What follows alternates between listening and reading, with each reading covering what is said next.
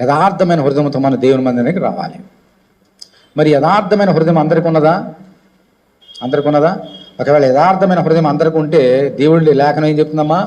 ఏ భేదము లేదు, అందరూ పాపం చేసి దేవుడి గురించి మహిమను పొందలేకపోతున్నారు. ఎందుకు మహిమ పొందలేకపోతున్నారు? పాపం చేస్తున్నారు. ఎందుకు పాపం చేస్తున్నారు? ఏ యొక్క మనుషుల్లోనూ వారి హృదయంలో యథార్థత లేదు. దేవుడు మనుషుల గురించి ఒక మాట చెప్పాడు. ఆది కాండంలోనే ఒక మాట చెప్పాడు చూడండి. సర్వ సృష్టిని నాశనం చేయడానికి ముందు జలప్రళయం ద్వారా ఆయన ఒక మాట చెప్పాడు.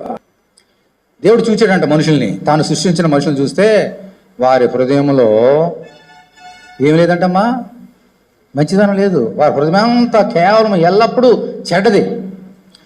చెడుతనము బాల్యము నుండి చెడ్డది. వారి హృదయంలో ఉన్న తలంపులను ఊహంతా కూడా కేవలము చెడ్డది అని మనుషులకు హృదయంలో ఉన్న చెడ్డతనం చూచి ఆయన హృదయంలో నొచ్చుకున్నాడంట. వింటున్నారా?